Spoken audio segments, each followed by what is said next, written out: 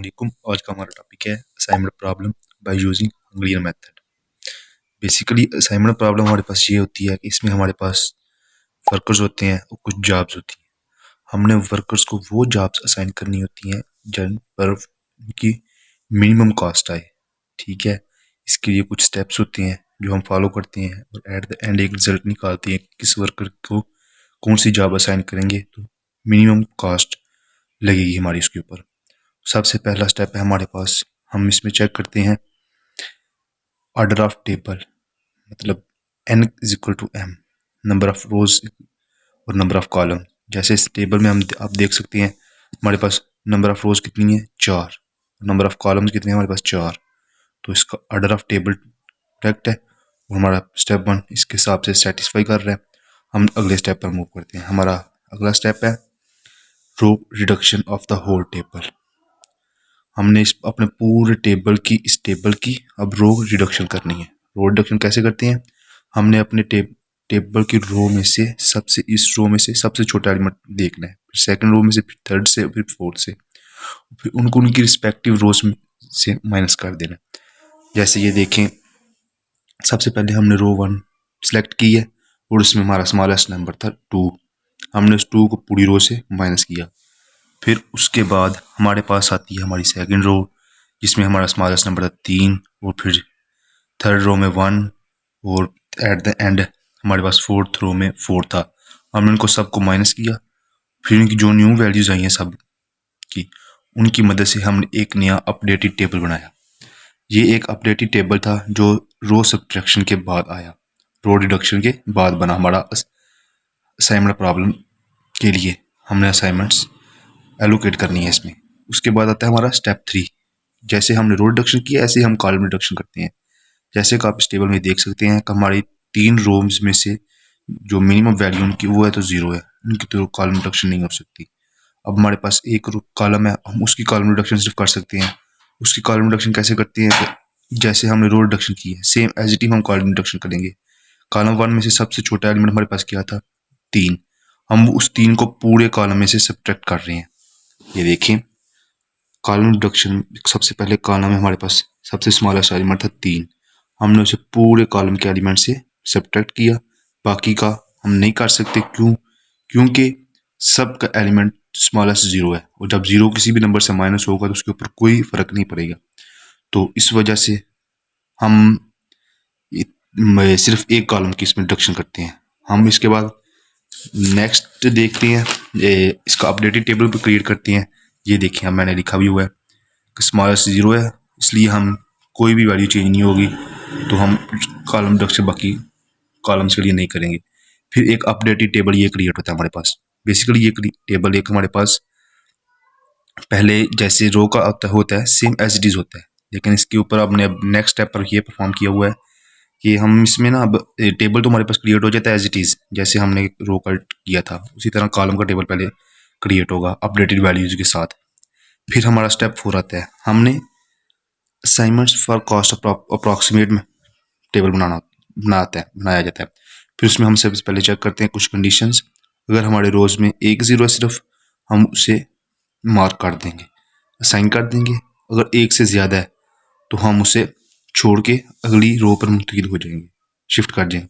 इसी तरह कॉलम पे, फिर उसके बाद कॉलम वाइज चेक करना है। अगर कॉलम में एक 0 है तो हम उसे असाइन कर देंगे, अगर एक से ज़्यादा 0 है तो हम अगली कॉलम पे शिफ्ट कर देंगे। सबसे पहले देखें इधर, अब हमने पहली रो चेक की। पहली रो में हमारे पास सिर्फ एक 0 आ रहा था, हमने वो 0 असाइन किया। इसमें साथ एक दूसरा काम ये होता है कि जिस जगह पर अगर 0 रोज वाइज हम असाइन हो रहे हैं हमारे पास, तो हम वो वाला कॉलम जो है ना हमने उसे डिलीट कर देना होता है। और अगर कॉलम वाइज असाइन हो रहे हैं तो हमने वो रो डिलीट कर देनी है। सबसे पहले हम रो वाइज असाइन कर रहे हैं, तो ये रो वाइज असाइन हुआ, जो कि इसमें एक 0 था, हमने इसे असाइन किया और उसका क्रॉसपॉन्डिंग और परपेंडिकुलर जो कॉलम था हमने वो डिलीट कर दिया। उसके बाद हम सेकंड रो पे आते हैं। सेकंड रो में हमारे पास कितने 0 थे, 1 और 2, हमने स्किप किया। हम थर्ड रो पर आए। थर्ड रो में हमारे पास कितने 0 थे, सिर्फ 1, हमने इसे असाइन किया और उसका जो कॉलम था परपेंडिकुलर, हमने वो कॉलम डिलीट कर दिया, अपोजिट कॉलम डिलीट कर दिया। ठीक है, उसके बाद हम आते हैं अपनी रो नंबर 4 पे। इसमें भी कितने जीरो हमारे पास, 1 और 2, हमने इसे छोड़ दिया। हम अब कॉलम वाइज चेक करेंगे। जब हम कॉलम वाइज चेक करते हैं, सबसे पहले हमने कॉलम नंबर 1 चेक किया, उसमें हमारे पास कितने जीरो थे, 1 और 2, हमने इसे छोड़ दिया। कॉलम 2 और कॉलम 3 ऑलरेडी डिलीट हो चुके थे, हम कॉलम नंबर 4 पर मूव कर जाते हैं। कॉलम नंबर 4 पर हम जब आते हैं, उसमें हमारे पास सिर्फ एक जीरो था, हमने उस जीरो को असाइन किया और उसकी जो रो थी अपोजिट, हमने उसे डिलीट कर दिया। जब हमने उस अपोजिट रो को डिलीट किया तो जो जीरो था शुरू पे, कॉलम 1 में 2 जीरो थे, उनमें से एक जीरो भी उस रो के साथ डिलीट हो गया। अब सिर्फ एक जीरो पीछे बच गया, हम उस जीरो को असाइन कर देते हैं। ठीक है, ये जब वैल्यू असाइन हो जाती हैं, उसके बाद हमारा स्टेप नंबर 5 आता है। स्टेप नंबर 5 हमारे पास ये होता है कि हम उसमें चेक करते हैं कि जो हमने असाइन वैल्यू की होती हैं वो इक्वल हैं ऑर्डर ऑफ टेबल की या नहीं। अगर तो इक्वल हैं तो हमारे पास क्वेश्चन यहीं तक सॉल्व हो जाता है। अगर वो इक्वल नहीं है तो हमारे पास एक स्टेप 6 आता है, जो हमारे पास अनएलोकेटेड वैल्यूज होती हैं, मतलब जो हमारी इस टेबल में कट नहीं हुई होती। मीन्स ये देखें ना, जो इस टेबल में हमारे पास कट वैल्यूज नहीं हुई होती, ये जैसे 4 6 1 4 7, ये 5 वैल्यूज है हमारे पास, ये अनएलोकेटेड समझ लें या अनअसाइंड समझ लें, जैसे मर्जी आप समझ लें। ठीक है, ये जो 5 वैल्यूज में है ना, इनमें से फिर हमने जो स्मॉलेस्ट वैल्यू ना वो लेकर सब में से माइनस करनी है। ठीक है, सब में से माइनस करने के बाद जहाँ जहाँ पर ये टेबल आपस में इंटरसेक्ट कर रहे होंगे, मीन्स जहाँ पे रो और कॉलम आपस में इंटरसेक्ट कर रही है, जैसे ये जगह है, इस जगह पे इंटरसेक्ट हो रही है, ये रो आ रही है, ये कॉलम की लाइन आ रही है, यहाँ पे इंटरसेक्ट हो रहे हैं ना 5 और 3, इनमें से जो हमने सबसे स्मॉलेस्ट वैल्यू सेलेक्ट की होगी वो ऐड की करेंगे इन 2 पॉइंट में से पॉइंट पर, और बाकियों से वो माइनस होगी जो अनएलोकेटेड होंगे। बाकियों को हमने कुछ भी नहीं करना और एक अपडेटेड टेबल बनाना है।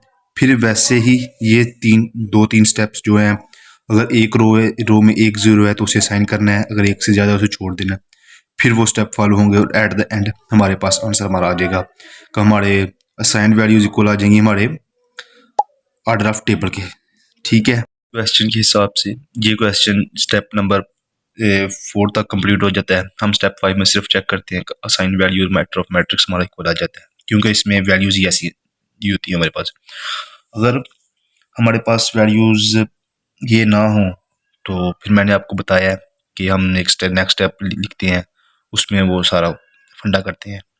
इसके बाद हमारे पास मिनिमम कॉस्ट आ जाती है, जो हम देखते हैं। मिनिमम कॉस्ट हम देखते हैं कि हमारे पास जो वर्कर 1 है उसको कौन सी जॉब असाइन हुई है, वर्कर 2 को कौन सी हुई है, वर्कर 3 को, वर्कर 4 को। जो असाइन हुई होती हैं वो हम लिखते हैं।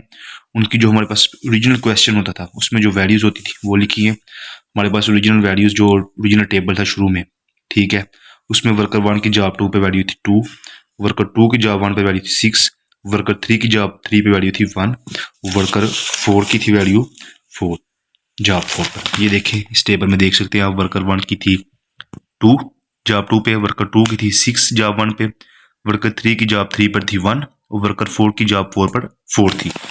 ये वैल्यूज़ हमने इधर लिखी और इन्हें ऐड किया और 30 हमारे पास मिनिमम कॉस्ट आ गई हमारी असाइनमेंट वर्कर्स को जॉब असाइन करने की। शुक्रिया।